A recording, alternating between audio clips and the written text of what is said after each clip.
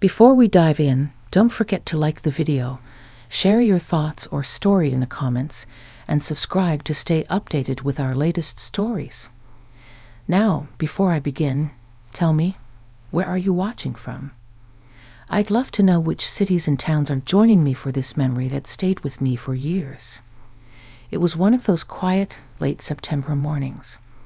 The air had that in-between feeling, still hanging on to summer warmth, but already brushing in the coolness of fall. I just poured my second cup of coffee and was watching the light shift across the kitchen floor when the phone buzzed. It was a message from my nephew, Daniel. "Hey, Auntie Elle, mind if I swing by this weekend? Need a little breather. Hope that's okay." Daniel hadn't visited it had been over a year. He's 27 now, lives in the city, works some fast-paced marketing job I never quite understand. But when he was younger, he used to spend weeks with me every summer. We'd bake, hike the trails behind my place, sit on the porch watching fireflies. Then, life grew up and got busy. I replied quickly, "Of course, sweetheart. I'll make the guest room up. Come whenever you like." By Friday afternoon, I'd fluffed the pillows, put out fresh towels, even baked that lemon loaf he used to love. It felt good to prepare for someone. The kind of good that fills your chest quietly and reminds you that being needed is a soft kind of joy. When he arrived, he looked tired, good tired, like someone who'd been trying too hard for too long and finally let go. His hug was warm and long, and I could tell he needed this visit more than he let on. "Wow, Aunt Elle, everything smells like home," he said, kicking off his shoes like he used to. "Even the lemon loaf. You didn't have to do all that." I shrugged, smiling. It's what aunties do. That first night, we sat out on back deck, wrapped in blankets, sipping hot tea. The stars came out slowly, like they were shy. He talked about work, how competitive things had gotten, how everyone seemed to be chasing something they couldn't even name. "I don't know," he said, looking out into the dark trees. "Sometimes I just want to hit pause." I didn't say much at first. Sometimes silence is the better response. I just watched him, his eyes older than they should have been, his fingers fidgeting with the mug. I saw the little boy in him again, the one who used to ask me why leaves changed color or if animals got lonely. "It's okay to want stillness," I finally said. "Sometimes the best parts of life are hidden in the quiet." We stayed like that a while, just breathing, just being. The next morning, I found him in the kitchen early, sleeves rolled up, whisk in hand. Thought I'd make pancakes. "Like old times," he grinned. He didn't know where half the stuff was, and I had to point out that the baking powder was not the same as baking soda, but watching him try. His hands now steady, his voice relaxed. Something about it filled me up. There was no grand event that day, no big breakthrough. We just did little things. We fixed the screen door that had been creaking for months.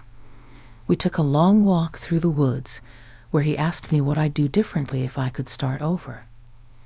I told him I wouldn't rush so much, that I'd worry less about being right and more about being kind, that I'd take more pictures of the ordinary days. He didn't say much then, but later, as we sat on the porch swing and the crickets started their evening song, he looked at me with that look, half thoughtful, half something I couldn't name. "I think I needed this more than I realized," he said. I didn't respond right away. Instead, I reached over and placed my hand over his. It was the same hand that used to grip mine tightly when we crossed streets years ago. Now it was larger, stronger, but still my Daniel. "Sometimes," I said, "the people who remind us who we are aren't far at all. They're just a phone call away." He nodded, and for a long moment, we just sat there, listening to the world slow down around us. That night, lying in bed, I found myself staring at the ceiling. The house was quiet except for the occasional creak of wood settling. And I realized this visit wasn't just a breather for him. It was for me too. Memories aren't just things that live in the past. Sometimes they visit you in worn sneakers and city-worn eyes, and they ask you gently to remember who you used to be. And just like that, a weekend visit became something much more. Something I'd carry with me long after he left. Before we dive in, don't forget to like the video, share your thoughts or story in the comments, and subscribe to stay updated with our latest stories. Now, before I begin, tell me, where are you watching from? I'd love to know which cities and towns are joining me for this memory that stayed with me for years. It was a Thursday morning, late September, the kind where the light pours in soft through the kitchen curtains and everything feels just a little bit slower. I was in my robe, slippers on, clutching a warm mug of coffee like it was a lifeline. The kind of morning you appreciate more the older you get. The radio hummed something familiar, but I wasn't really listening. I was lost in thought until my phone vibrated on the counter. A message from Daniel, my nephew. "Hey Aunt Elle, mind if I come by this weekend? Just need to get away for a bit." It surprised me. Not because I didn't want to see him. Of course I did, but because Daniel wasn't the type to ask for things. Always independent, always running. It had been over a year since he last visited, and even then, it was a quick stop, a hug, and a promise to stay longer next time. Of course, I wrote back, "You come whenever you need. The door's always open." The rest of the day, I moved around the house in a quiet sort of excitement. I changed the sheets in the guest room, added that old quilt he used to love when he was little. I baked a lemon loaf from scratch. Not the boxed kind. The real one with zest and all. I hadn't done that in a long time. Funny how a visit can wake up parts of you that have been asleep. He arrived Friday evening, right around sunset. His car tires crunched along the gravel, and I opened the door before he even knocked. He stood there with a small duffel bag slung over his shoulder, wearing that tired city look. You know the one.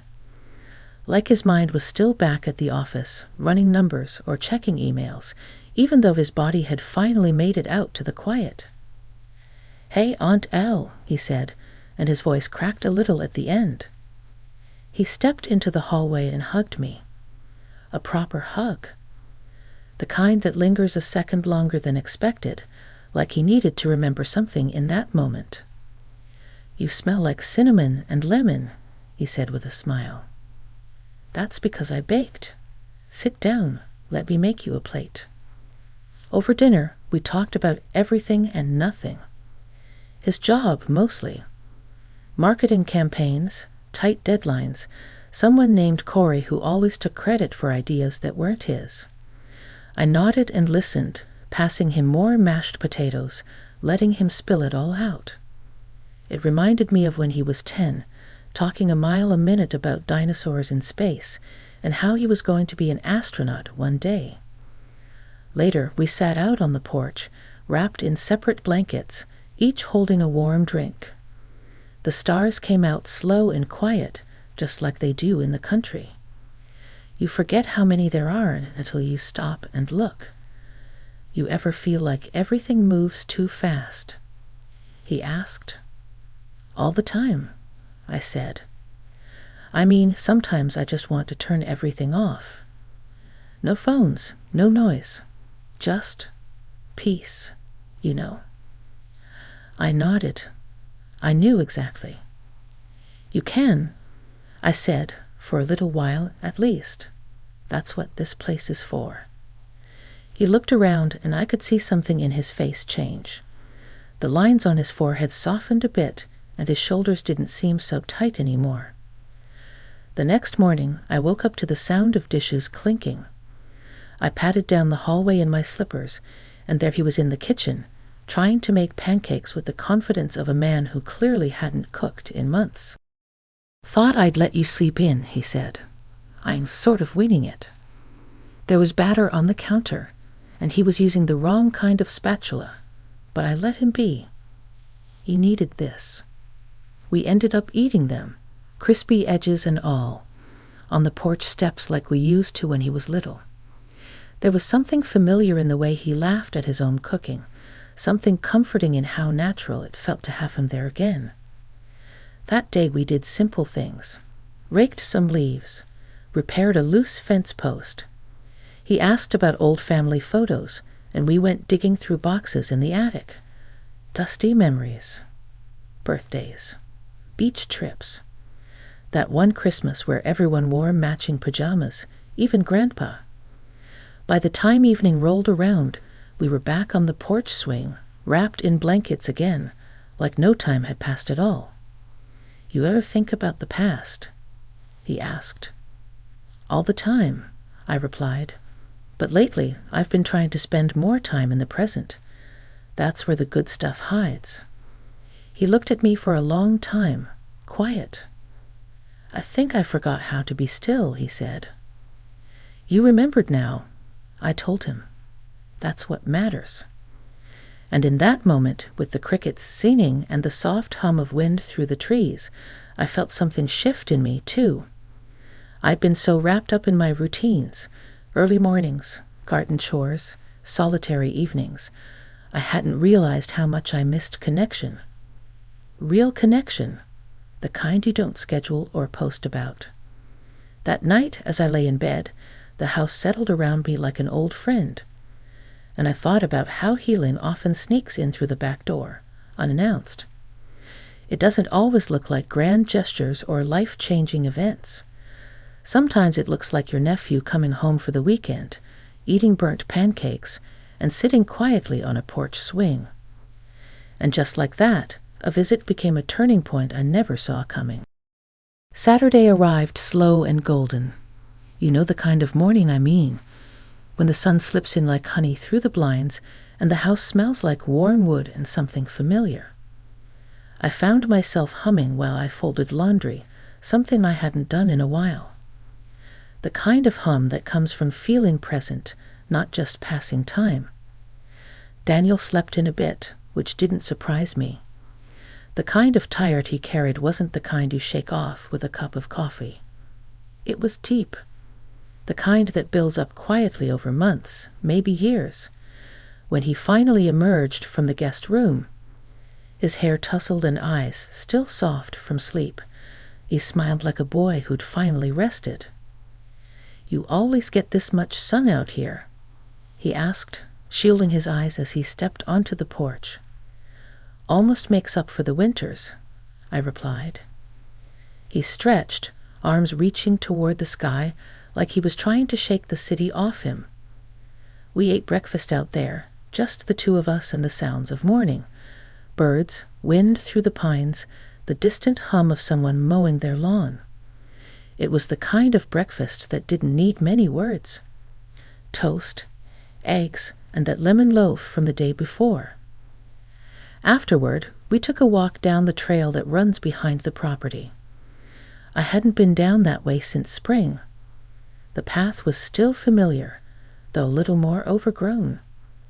The leaves were starting to turn, the early kind of orange that only shows up at the edges first.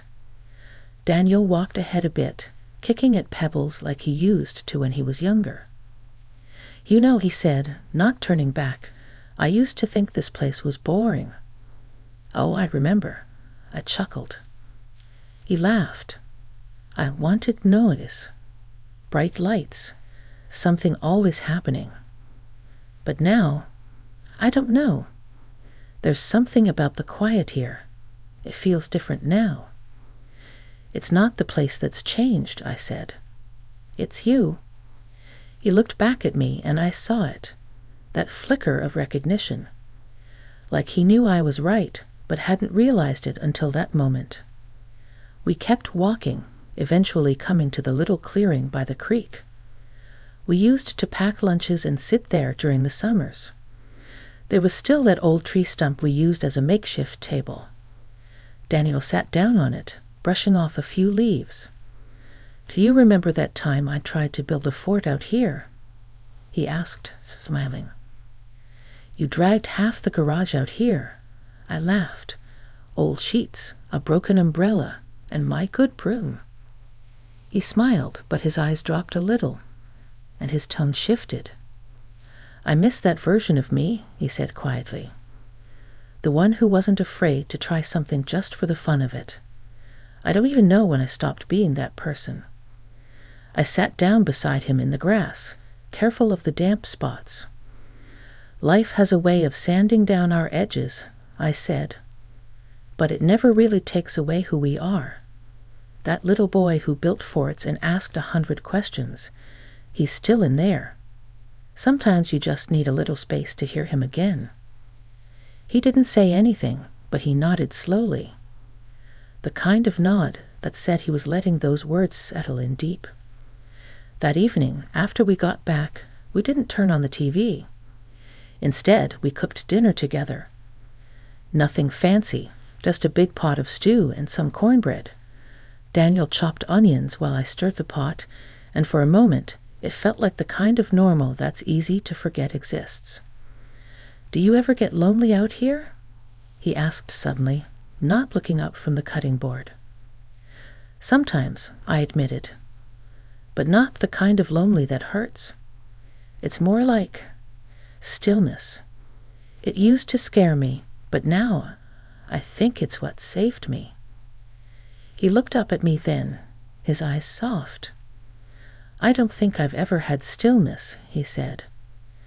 I reached over, touched his wrist gently. "Well, maybe this weekend is your first taste of it." We ate in the dining room with the windows open. The breeze carried in the scent of pine and the distant sound of a dog barking down the road. We talked about little things, memories, favorite meals, music he'd been listening to lately. But even in the casual talk, there was a kind of closeness that had settled between us, the kind that doesn't need to be explained. After dinner, he helped me with the dishes. No phone, no distractions, just the clink of plates, the splash of water, and the sound of two people finding their way back to something unspoken. That night, as I sat in bed with my reading lamp on, I thought about how healing doesn't always look like grand gestures. Sometimes it's as simple as standing next to someone at the sink, passing them a dish towel, and knowing they feel safe enough to be quiet with you. And just like that, the second day of his visit wasn't just another Saturday. It became a chapter in a story I didn't know I was still writing. Sunday arrived with the soft patter of rain tapping gently on the roof. Not the kind of rain that ruins plans, just enough to make you slow down, stay in your pajamas a little longer, and breathe in the quiet. I stood by the window for a while, watching the mist settle over the trees. Everything looked softer, like the whole world had been tucked under a blanket. Daniel wandered into the kitchen just after 9, hair damp from a quick shower, wearing one of my oversized flannel shirts. He looked comfortable in a way I hadn't seen in him in years. "Your shirt's better than anything I packed," he said with a grin. I poured him a cup of coffee and slid it across the counter. "You always used to borrow my shirts, even when they hung down to your knees." He laughed into his mug. "Guess some things don't change." We didn't have any plans that day. The rain kept us in, and honestly, I was grateful for it. It gave space for the kind of conversations that only happen when the world slows down. At one point, we pulled out the old photo albums from the cabinet in the living room, the ones I hadn't touched in years. We sat side by side on the couch, flipping through glossy memories. "Wow," Daniel said, holding up a photo of him at about 9 years old, standing in front of the garden with dirt on his cheeks and a crooked grin. "I remember this. You had me planting tomatoes, and I thought I was growing a jungle. You ate one off the vine without washing it." I chuckled. said it was the best thing you'd ever tasted. He stared at the photo for a while longer, then set it down carefully, like it was something fragile. I don't think I've slowed down enough to remember things like this in a long time, he said. There was a stillness in his voice, not sadness exactly, but something close, like he was trying to reconnect with someone he hadn't spoken to in years himself. After lunch, the rain let up just enough for us to step outside. We walked through the back garden, now dotted with little puddles and the smell of wet earth. I pointed out the fig tree that never quite gave fruit and the patch of lavender that somehow survived every winter. Daniel reached down and picked a sprig, rolling it between his fingers. "Smells like the porch in July," he said. He remembered. That simple statement caught me off guard in the best way. It reminded me that even when they grow up and move away, the small things stay with them. The smells, the sounds, the quiet moments, they don't disappear. They just wait, like seeds under snow, ready to bloom again when the time is right. Later that evening, we made soup. He stood at the stove, stirring carefully, taking my instructions more seriously than he needed to. It was the same recipe my mother used to make, a thick, comforting mix of lentils, carrots, and potatoes. "Do you ever talk to her?" he asked suddenly. I looked up from where I was slicing bread. "To my mother?" He nodded. "All the time," I said softly. Not out loud, but in little ways. When I cook something she used to make, or when I hum one of her songs without thinking, she's part of the rhythm now. He seemed to think about that for a long while. The spoon in his hand stilled, and the kitchen grew quiet. I forget sometimes that people we lose, they don't really leave. "They don't," I said. "We just carry them differently." That night, we brought our bowls out to the porch. The rain had stopped completely, and the sky was beginning to clear. You could see the stars peeking through like they were waiting for permission. We sat there for a long time, not saying much. Just the sound of crickets and the soft clink of spoons against ceramic. Then Daniel said something that made my chest ache in the best possible way. "I think this weekend is the first time I've felt like myself in a long time." I didn't know how to respond right away, so I just placed my hand on his arm gently. "I'm glad you came home," I said. He nodded, eyes still on the stars. I think I forgot what home felt like. And just like that, I realized that sometimes healing doesn't come with fireworks or music swells. Sometimes it arrives on a quiet Sunday night in the form of soup and shared silence. The kind of moment that stays with you long after the weekend ends. Monday morning came with golden light through the trees, the kind that slips in sideways and reminds you that time moves forward whether you're ready or not. I stood by the kitchen window, same mug in hand, watching as a few leaves finally gave up their hold and drifted to the ground. Daniel's bag was by the front door. The car keys sat on the counter beside his phone. He hadn't said much about leaving yet, but we both knew it was coming. "I've been thinking," he said as he came into the kitchen, his voice still a little husky from sleep. "Maybe I need to come out here more often." I smiled but didn't turn around. I think that'd be good for both of us. We didn't rush the morning. I made oatmeal and sliced up the last of the apples. We ate on the porch again, wrapped in sweaters now, the breeze a little crisper than it had been days before. Change was in the air, in more ways than one. "You know," he said, spoon halfway to his mouth, "I almost canceled. Work got crazy last week. I told myself I'd just visit another time." I looked over at him, waiting. But something told me I needed to come anyway, and I'm glad I listened to that voice, whatever it was. I reached over and gently touched his hand. Sometimes the quietest voices are the ones worth hearing. We spent the late morning going through the rest of the attic boxes. He found an old fishing pole we'd forgotten about, and a photo of him and his dad, back when Daniel was barely tall enough to hold the rod on his own. He stared at it for a long time. "I don't talk to him much anymore," he said. I didn't ask why. He would tell me if he wanted to. "He's not a bad person," Daniel went on. "He just always expected me to be someone I wasn't. I think I spent too long trying to fit into a version of me that made sense to him. I sat beside him on the floor. We all do that at some point. But you don't have to stay in that shape forever." He looked at me with something soft in his eyes. "That's the thing about you. You've never tried to make me be anything."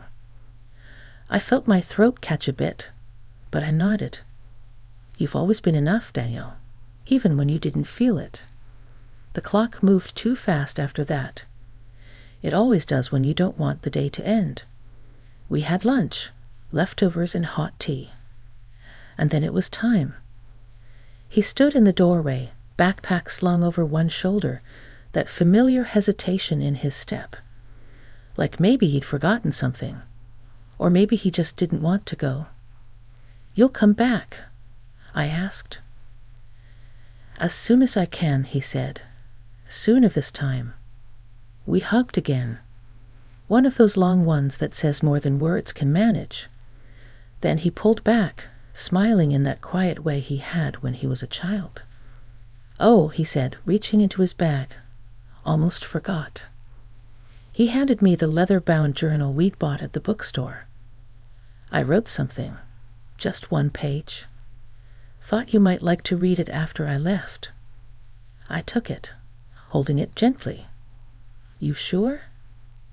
"Yeah," he said. "It's not much, but it's honest."